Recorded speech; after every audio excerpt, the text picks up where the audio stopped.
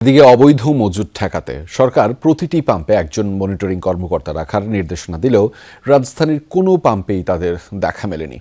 এসব বিষয়ে জানাতে আমাদের সাথে যুক্ত রয়েছেন আমাদের সহকর্মীরা ঢাকা এবং ঢাকার বাইরে থেকে যুক্ত রয়েছেন। তারা প্রথমেই রাজধানীর পরিবাগ এলাকা থেকে যুক্ত রয়েছেন শওকত মঞ্জুর শান্ত, তার সাথে যুক্ত হতে চাই। শান্ত, জানতে চাই দুটি বিষয়। এক হচ্ছে পাম্পগুলোতে তেল সরবরাহের পরিস্থিতি আপনি কেমন দেখছেন সেটি জানাবেন। একই সাথে সন্ধ্যার পর্যন্ত সরকার নিয়োজিত কোনো কর্মকর্তাকে কি কোনো ধরনের পাম্পে দেখতে পেয়েছেন কিনা সেটিও জানতে চাই আপনার মাধ্যমে। রেজা, এই মুহূর্তের পরিস্থিতি বলতে চাই আমি আজকে যে বিশেষ করে যেই পাম্পটির উপরে বেশি নজর রাখছিলাম সেটি হচ্ছে সরকারি একটি পাম্প, মেঘনা সার্ভিস, এবং এই পাম্পটিতে কিন্তু বিকাল পর্যন্ত তেল দেওয়া হয়েছে। সিলন টি রপ্তানিতে শীর্ষে।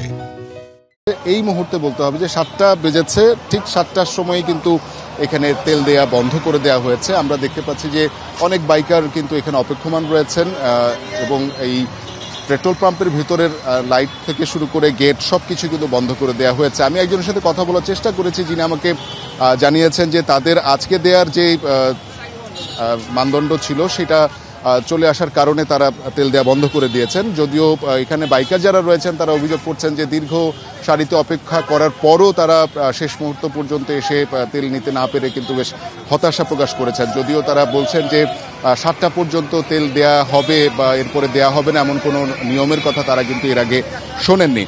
সারাদিনের চিত্র বলতে চাই যে আসলে সরকারি যে কর্মকর্তার কথা সেইটি কিন্তু আমরা বেশ কয়েকটি পাম্পে গিয়েছিলাম, এখানে কিন্তু আমরা এমন কোনো কর্মকর্তার খোঁজ পাইনি এবং পাম্পের সাথে যারা সম্পৃক্ত রয়েছেন তারাও কিন্তু বলছিলেন যে এমন কোনো কর্মকর্তার কথা তারা শোনেননি অথবা জানেন না।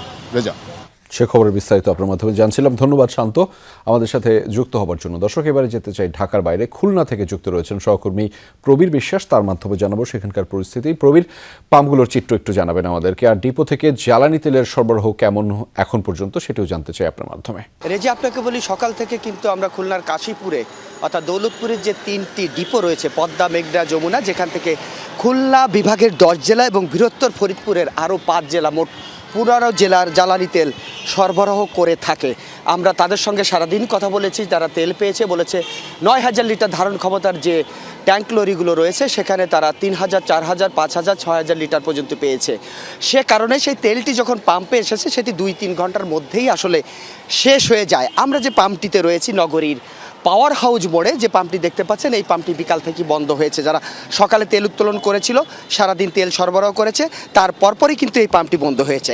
ঠিক এর উল্টো পাশে সিটি কর্পোরেশন পরিচালিত আরও একটি পাম্প রয়েছে, সেই পাম্পটি অন্ধকার দেখতে পাচ্ছেন, অর্থাৎ সন্ধ্যার আগে তাদেরও তেল ফুরিয়ে গিয়েছে বলে তারা বন্ধ রেখেছে, দুই পাশে বাঁশ টানিয়ে যাতে কেউ প্রবেশ করতে পারে না। এরপরে দেখেছি আমরা শত শত মোটর সাইকেল এখানে এসে জমা হয়েছে, কোনোভাবে একটু তেল পায় কিনা।